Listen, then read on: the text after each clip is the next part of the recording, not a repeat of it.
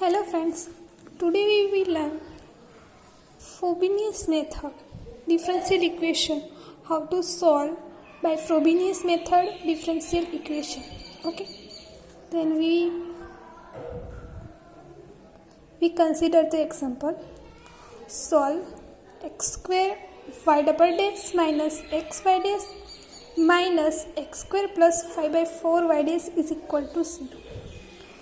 Then we put y double dash is equal to sigma m is equal to 0 to infinite cm k plus m minus 1 x raised to k plus m minus 2, and then x square it is minus x sigma m is equal to 0 y dash put the y dash value cm k plus m x raised to k plus m minus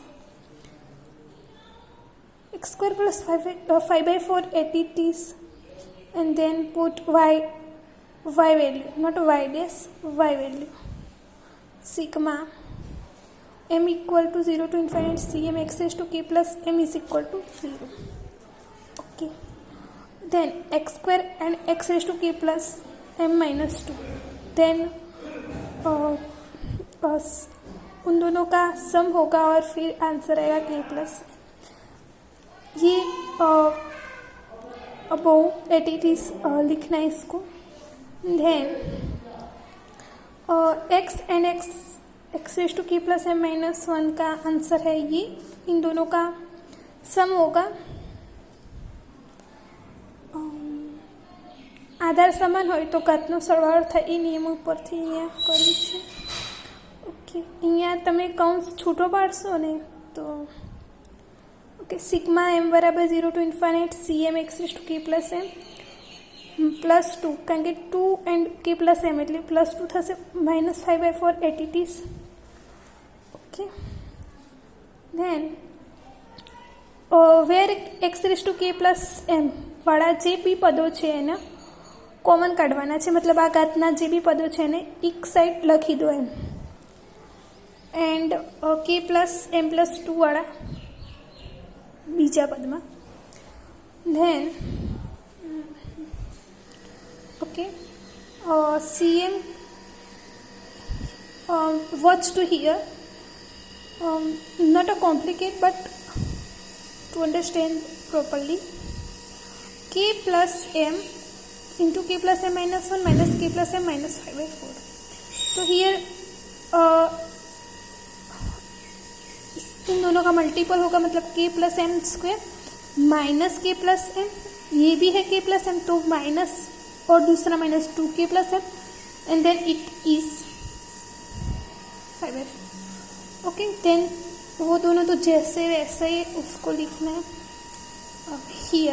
here अभी कुछ ऐसा है जो turning point जैसा है, जैसे कि m is equal to 0 to smallest power. Okay, એમની કિંમત જ્યારે તમે 0 મૂકશો ત્યારે નાનામાં નાની ઘાત થશે કે એક્સ રેઝ ટુ કે. એટલા માટે આના જે સગુણકોને 0 સાથે સરખાવો. C0 એમની કિંમત 0 મૂકી दो. હવે ये C0 is not equal to 0, ये कंडीशन ही है तो हमें 0 इसको ही लेना पड़ेगा. देन हम डेल्टा वाली मेथड से जे એના રૂટ્સ છે ફાઇન્ડ કરીશું.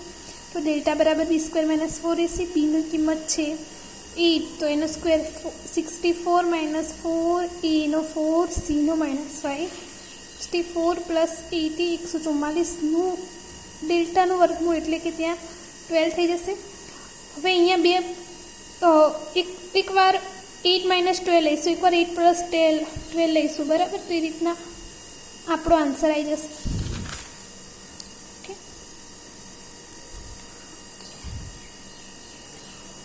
here roots are unequal and differ by integer. બંને રૂટ્સ અનઇક્વલ તો છે જ અને ડિફર બાય ઇન્ટીજર છે. એમનો જે બાદબાકી જે છે ઇન્ટીજર થાય છે.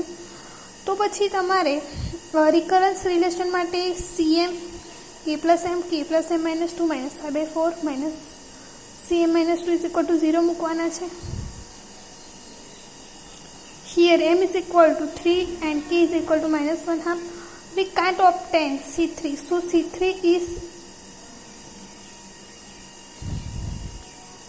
ઇનડિટરમાઇન્ડ મતલબ કે C3 આમાં મળતો નથી. C3 ની તમે કિંમત મૂકશો ઓકે તો C3 તમને નહીં જ મળે, કેમ કે Kની કિંમત -1/2 મૂકીને જોઈ લેશે. આ સમીકરણમાં તમારે જોવાનું રહેશે. અહીંયા Kની કિંમત -1/2 મૂકી દો પ્લસ Cની કિંમત 3 મૂકી દો તો -1/2 + 3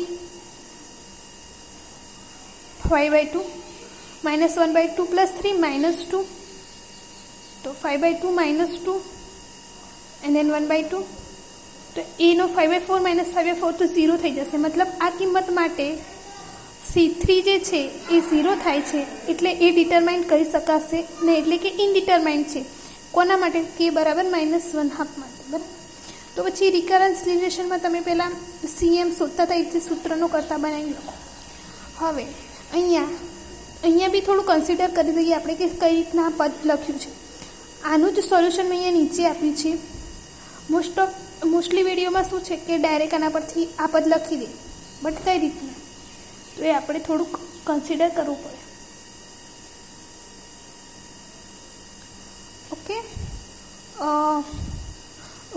K + M -2 -5/4. તો અહીંયા જે છે Kની કિંમત આપણે -1/2 મૂકવાની છે. ઓકે તો Kની કિંમત -1/2 M. ઓકે આ લખી દો. થોડું ઘણું આનું સિમ્પ્લિફિકેશન તમે આપશો એટલે આ 1 જે છે આનું કિંમત આવશે 1/4. ઓકે આની કિંમત 1/4 આવશે. ઓકે -1 + 2M -1 + 2M -4 -5 1/4 તમે જે છે એ કોમન કાઢ્યા છે. પછી આ છેદનું જ મેં સિમ્પ્લિફિકેશન આપી અને આ લાવી છે કે કઈ રીતના. તો આનો ગુણાકાર કરશો તો 1 + 2M (1 + 2M²). Okay -4.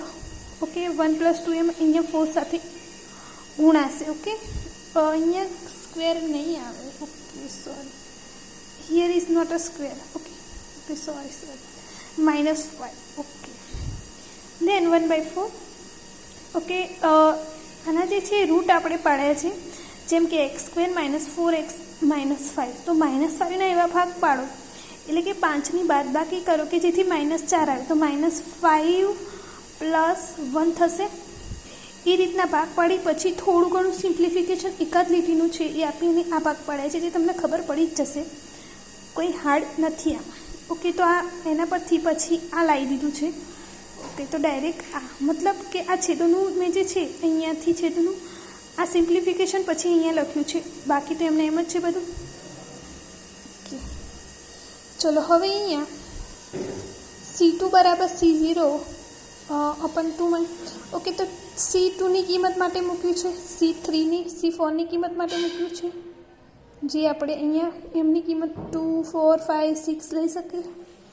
Okay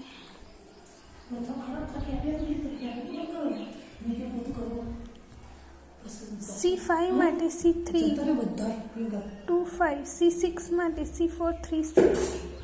okay